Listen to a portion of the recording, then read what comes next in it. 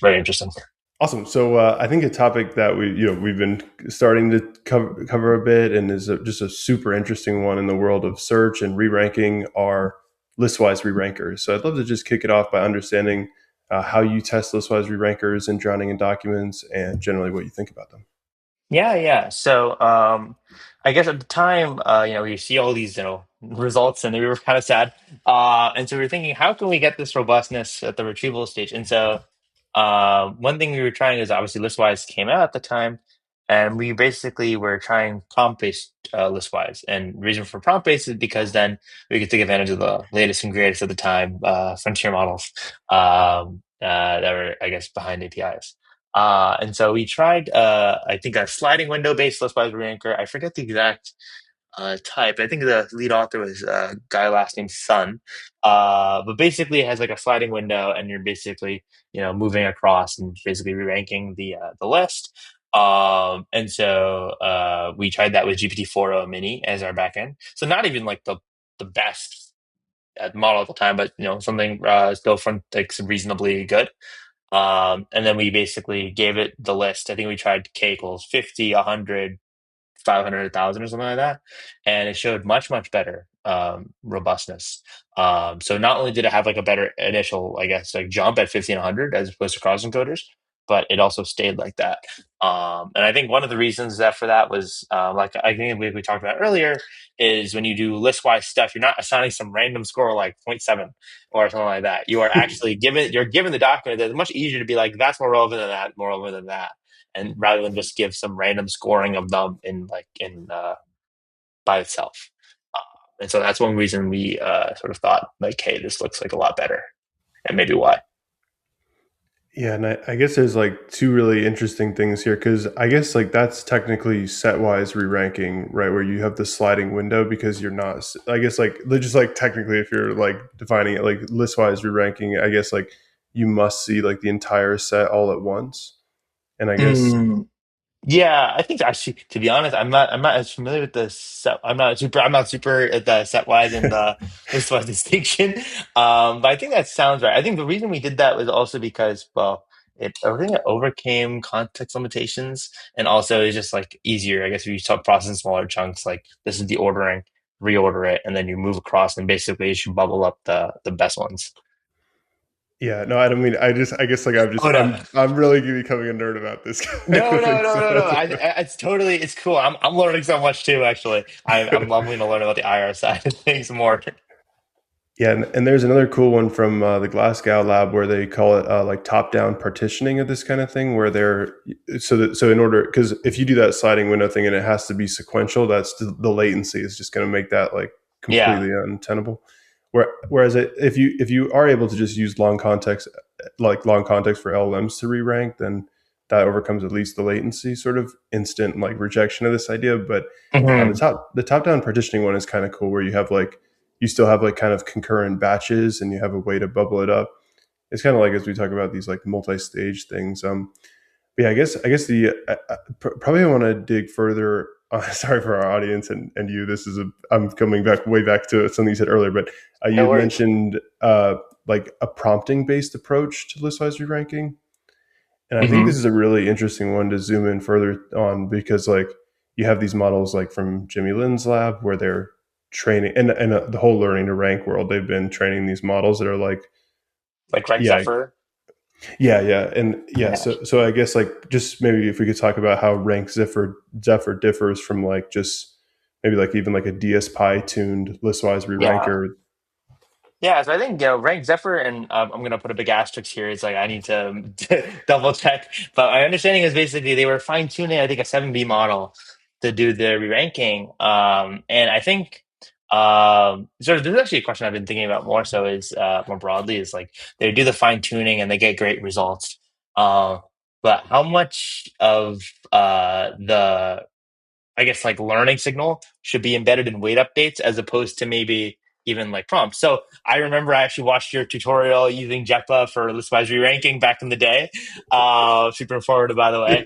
And so I was actually thinking about this because one of the big things about JEPA is that you could basically you can encode a lot of signal in prompts as opposed to in a weight update.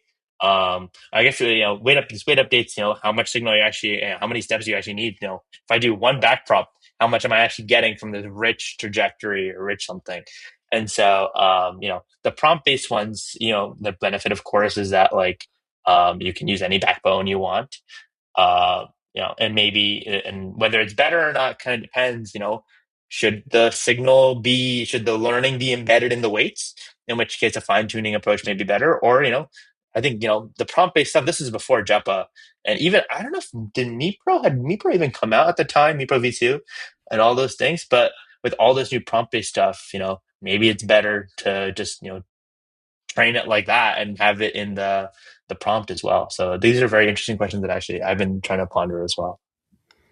Yeah, I think probably the whole AI world is trying to. There's like the rumor that Ilya Sutskever is coming with the continual learning models and this kind of what lives in the weights, what lives in the prompt, and the kind of like agent memory category. And yeah, I don't know if I have a great take on that either. What I will say though is when I was doing the GEPA training rankers, the prompts that you get at the end are like really interesting, and it really makes you think about ranking as a problem. Like, how do you sort of Yeah. like pin down what it means to rank the relevance of results? And yeah, that's pretty cool.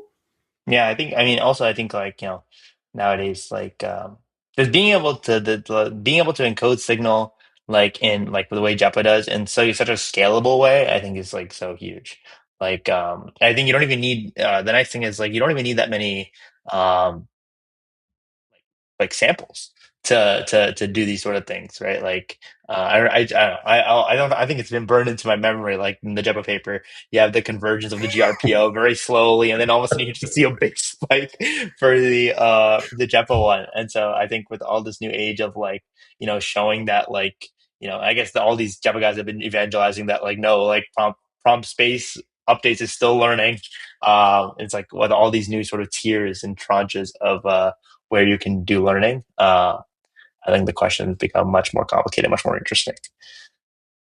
Yeah, I just saw a case study from Thinking Machines on their like working with like a some kind of finance. I don't remember the particular details of it, Yeah, but just that they're also in this, that they're still bullish on prompt tuning too. And yeah, I guess like to me the interesting thing is like these levels of interpretability because like yeah. gradient descent is like interpretable, unless you're really going for it. But Throw a dart where what it means.